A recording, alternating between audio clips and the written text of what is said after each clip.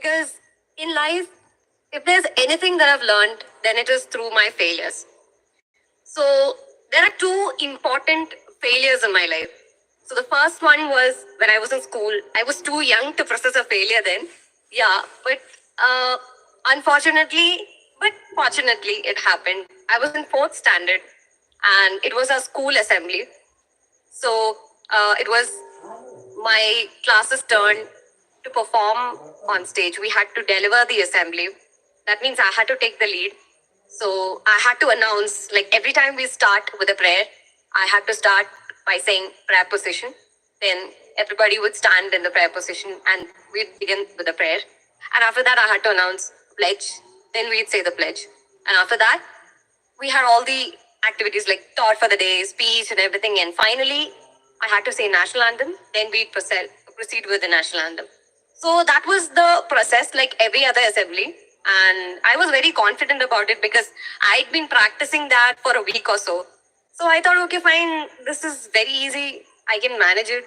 I started. Finally, the day came and I had to present myself on stage. I came up to the stage. I saw the biggest crowd of my life. The whole school was assembled in front of me. And I actually discovered how it felt to be nervous for the first time.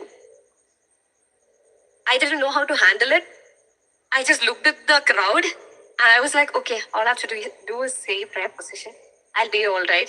I started like that and the bell rang. So I wanted to say prayer position.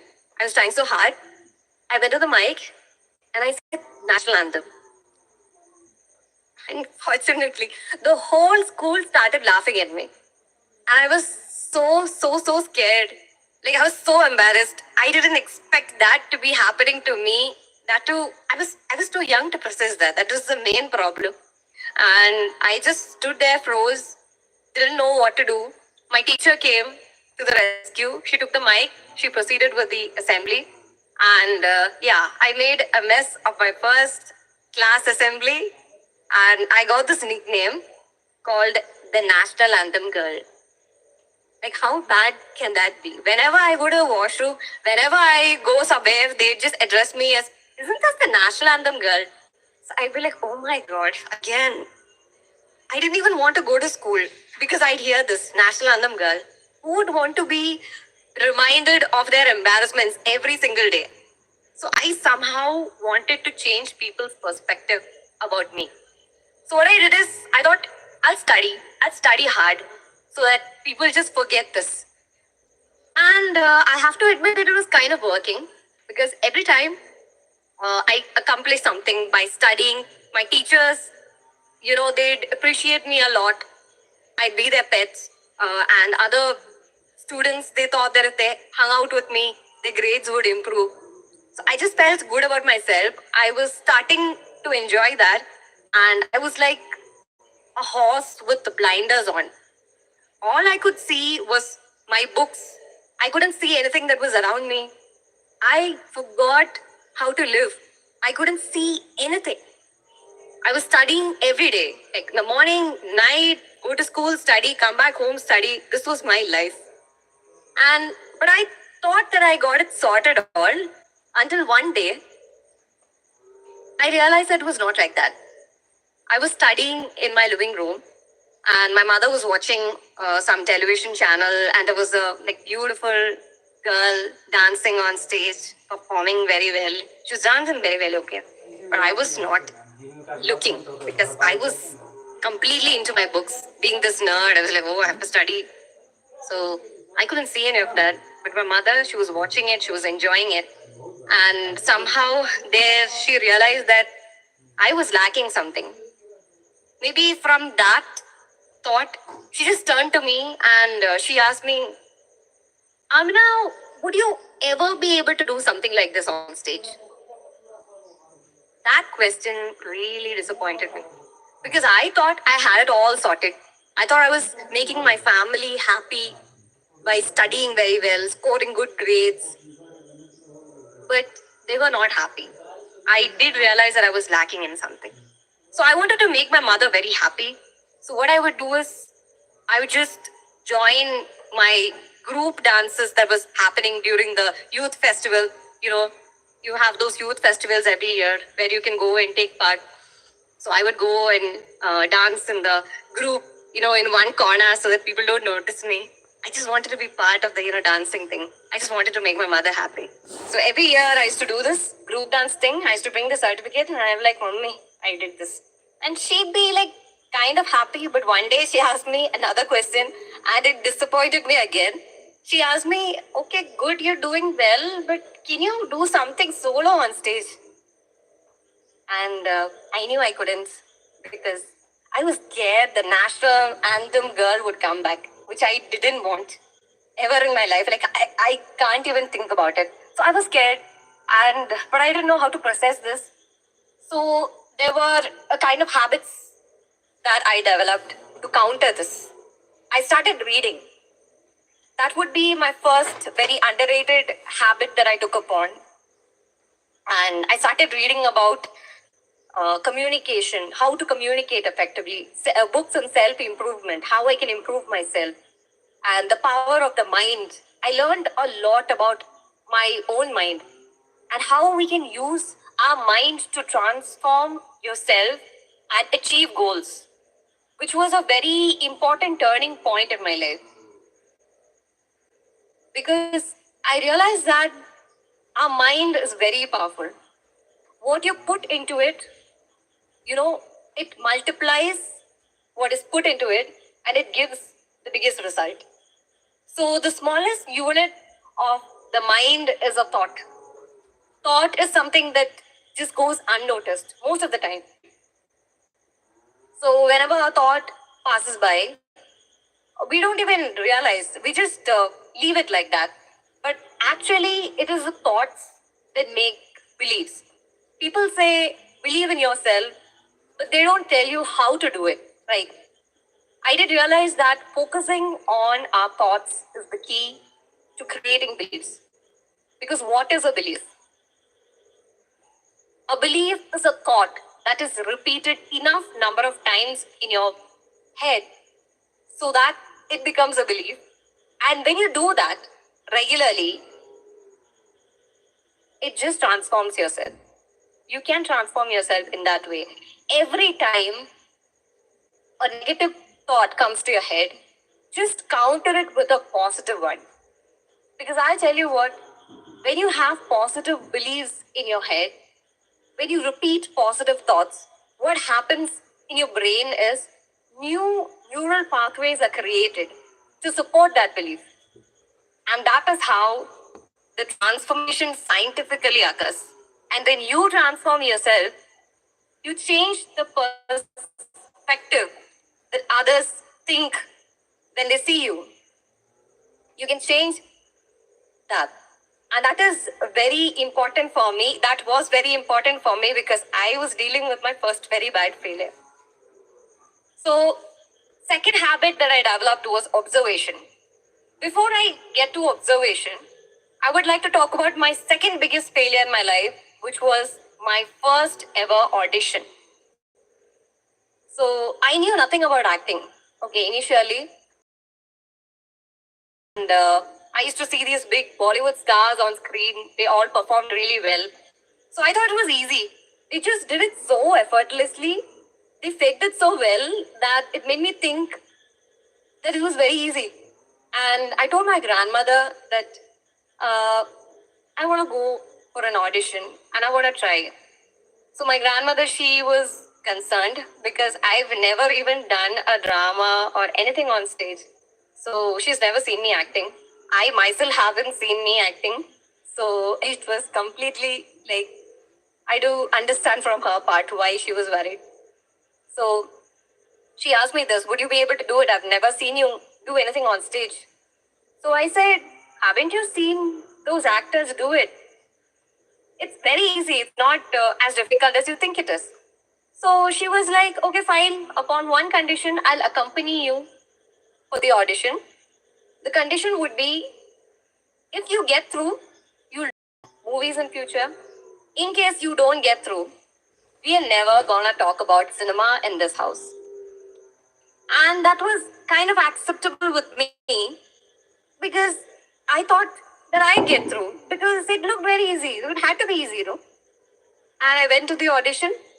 So the director was there. There were like 15 other crew members, and he asked me like, "So what are you gonna perform today?" So I told him, "Sir, I'd be performing as somebody who doesn't know how to cook biryani." So he was like, "Oh, okay, that is your topic. Fine, go ahead, do it." I was so dumb. I thought that if I said that I'd perform as someone who doesn't know how to cook, it would help me in my performance because I really didn't know how to cook biryani. So I thought it would help me. Fortunately, it doesn't work like that. I realized it the hard way. So I started with my audition. I was like, first you take a cooker, and then what is it? What is it that you put in biryani? Is it rice? I was literally talking to myself and making a fool out of myself. My grandmother, she was sitting there. She was keeping a hand on her head and she was like this. No, don't. Please stop it. She was like that. Please stop the torture. And I was so embarrassed. I could see it with my side eye that she is really embarrassed. I am also embarrassed and I'm performing, making a fool of myself. The director is like trying so hard not to laugh. I can see that I'm not blind. And I didn't know what to do. And at the end, I was like, "Sir, I think I've already made a mess of my biryani." So I was laughing, but I actually was very embarrassed. So the director was like, "No, no, no, you were doing fine." Like, I knew that he was consoling me. So then my grandmother was still in that shock. Like, she couldn't look at me at all. She didn't want to see me, I think. So the director said, "It's fine. You've done good. Now your resume says that you know how to dance. Let's see your performance."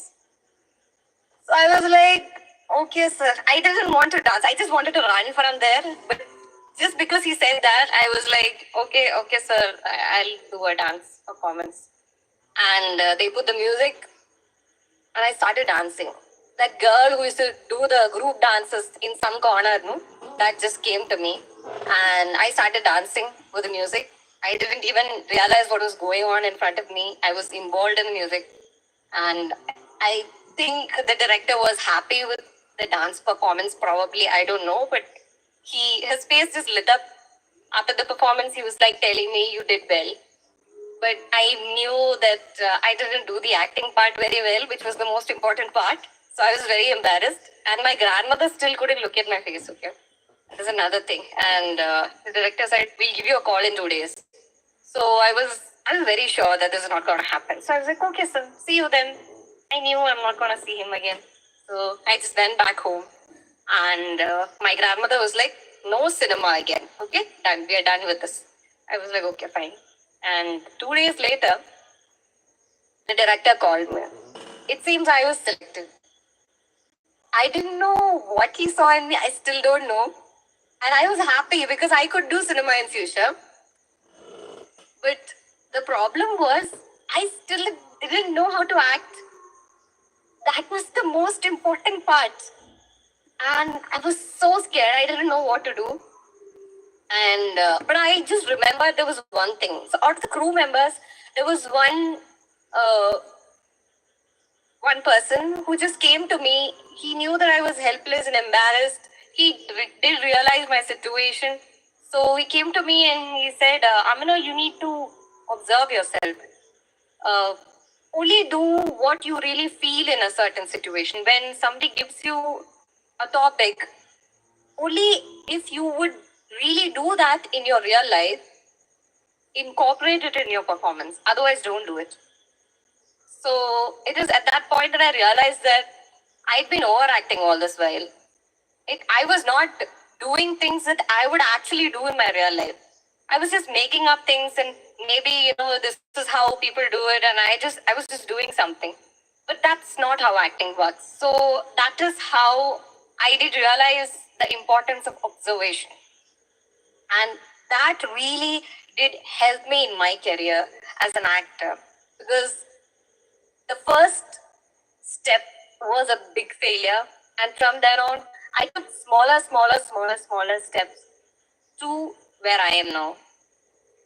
So, observation I found is the key to becoming a good actor, to becoming a good artist, creator, whatever you want to be. You need to observe really well. It is in the smaller details. When you see a good movie, you see a good performance, you will see that it's not about the big things. You see a good actor on screen, like take for example a very good established actor.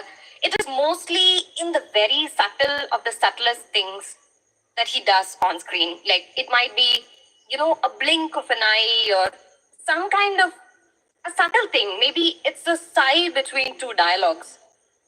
So it is as little as that creates magic on screen. And what makes a masterpiece different from a normal piece of work, normal piece of art? It is in the details. So when you see a masterpiece, each and every stroke is made with so much of precision. So it is that what makes that a masterpiece and different from the others. So I would say that it is in the little things in life, whatever it is, be it art, be it character, be it relationships, everything. It is in the little things. And the third habit I would like to go to that I practiced after enduring my failures was application. So, application of what I learned from reading and observation, that really did help me in transforming myself into a better, newer, bigger version of myself. So, that, my friends, is how I transformed from being the national anthem girl to the girl who's delivering a TEDx speech in front of you today. And remember the girl who was dancing on stage that day? I told you.